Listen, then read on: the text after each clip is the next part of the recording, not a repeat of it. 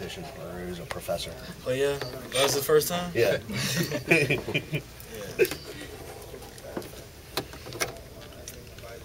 Corey, talk about the confidence that seems to be growing here on the offense. You know, we're all confident, not overly confident, but we understand that, you know, right now we're doing pretty good, but we're not where we want to be right now. Like I told the offense, we got to score every drive so that there won't be no doubt left on the field when it comes to the end of the game who wins. So if we score every drive, we'll take care of anything else that happens in the game. Well, you scored a lot of points last game, 35 points. It still wasn't enough. As an offense, our job is to score every time we're on the field. And that's something that, you know, we got to preach and we got to instill into each other, because we put the defense in a situation in a bind early in the game, and then we had to pretty much bail the team out. So we don't want to put ourselves in that situation. We just want to start fast and just start off the way we finish. Jacory, you're ranked top 10 in the nation in passing efficiency. Is there something that was changed mechanically with your throwing motion, or something in the offseason that has allowed you to do this, or is it mental? Or not at all. It's just going out there making smart decisions, just putting the ball in my playmaker's hands, the ability to go into a correct play. You know, just that helps me a lot. If I see something covered, I could just check it to a run if the box is thin or something. So that's pretty much the only difference that's been going on. Did you see that last season and you just couldn't control yourself? You've talked about that sometimes. I mean, how have you gotten smarter? I don't know, just the ability to, I guess, now that I have the opportunity to do those things, I feel a lot more comfortable. That's it. How often do you audibilize what you say at Jacory during the game? It's not that often. Probably on average, it'll be probably about 7 times a game. Not that often, but it's times where you can see when I do it. If I'm going up and down the line, then I'm pretty much changing the play.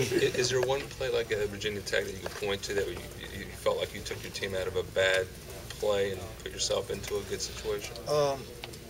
The first touchdown to Harrs, Allen, that was they were showing all our blitz, and I think we was getting ready to run a keeper. I didn't want to run into no blitz, so I just so you would have had to make a play.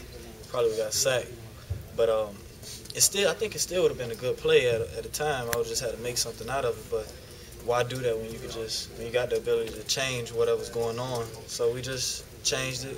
Coach, he trusted me, so put him in the right place. How much does having guys like Lamar and Mike running the ball well right now help you? That helps a lot, because now the defense has to respect, you know, Mike. They got to respect Lamar, and then you're able to run plays like a pitchback pass, and things like that open up. You know, so it makes them have to cover the whole field, horizontally and vertically. So it's better. Jacory, what's it say to you that so many guys are out there? I mean, you get hurt in football, of course, but you know, Dorsett's banged up, Lamar's banged up, Mike's been banged up. Nobody wants to come off the field.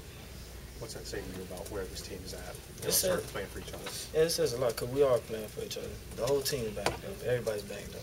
That's college football, and we understand that. We just got to play through it. That's why we make sure we force everybody to go to treatment. If you just got a little cut, you're going to treatment. You got to be in there 3 times a day, sometimes maybe 4. So if you want to play on this team, you got to find a way to get on the field, and you can't play injured. So you got to get it done during the week. Can you imagine more of an emotional roller coaster than what you guys have been from day one, with, you know, the other thing, to guys getting hurt, to beating Ohio State as easily as you did, to the anguish of last weekend? I mean, is this beyond anything you could have imagined? Yeah, but it's a process. We're just going through it right now, and we're staying positive about everything. You know, we lost a couple of tough ones this year, and we just gotta keep fighting, because it's like the 3 games we lost with 3 plays away, 4th and goal on the 1. Maryland, I think if we'd have just lined up in the right formation, instead of getting that penalty, we'd have been able to score and then beat in 4 minutes instead of 2 minutes at the end of the game.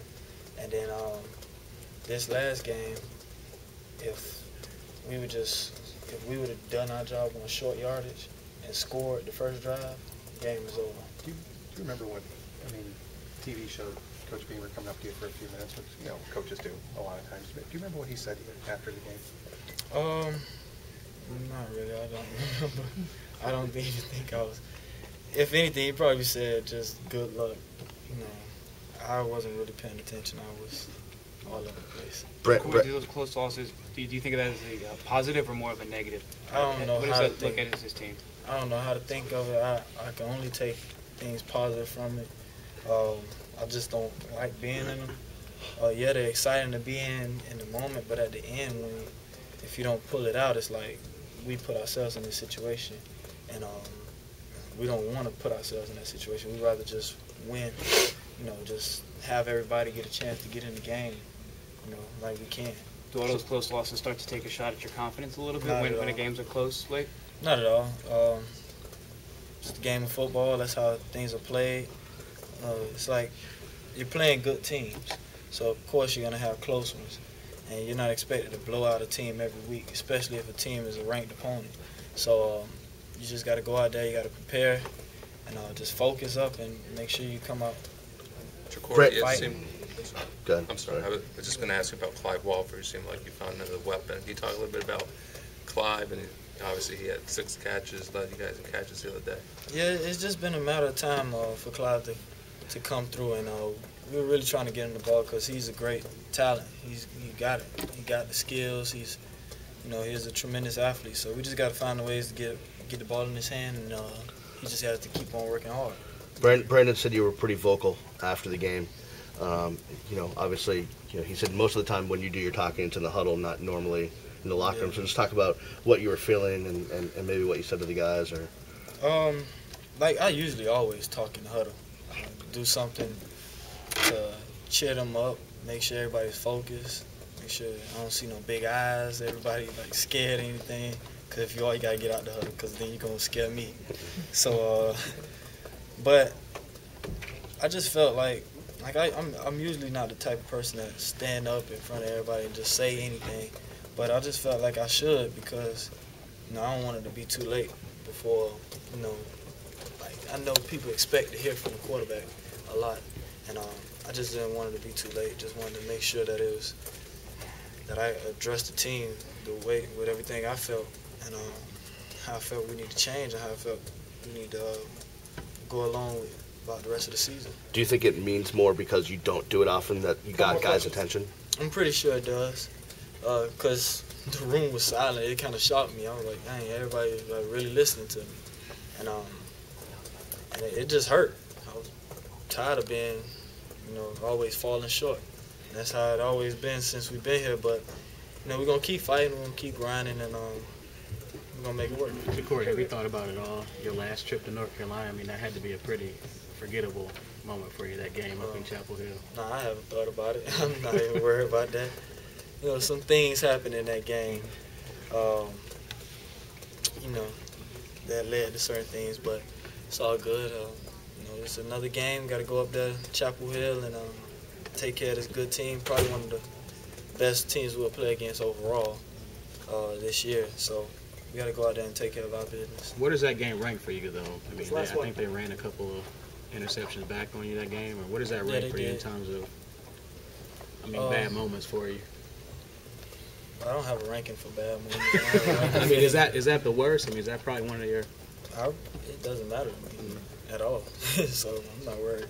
Hey, one thing, do you ever have mixed emotions about playing home? That sounds funny, but the way some of the fans have treated you, and I know we've asked you that in the past, what's that like for you when you hear booing? It's cool. It's cool to me. I don't mind it. I'm playing for my teammates, so I'm on the field, we're having fun, and I'm enjoying myself out there. Just my last rendezvous with my teammates, so that's all I care about.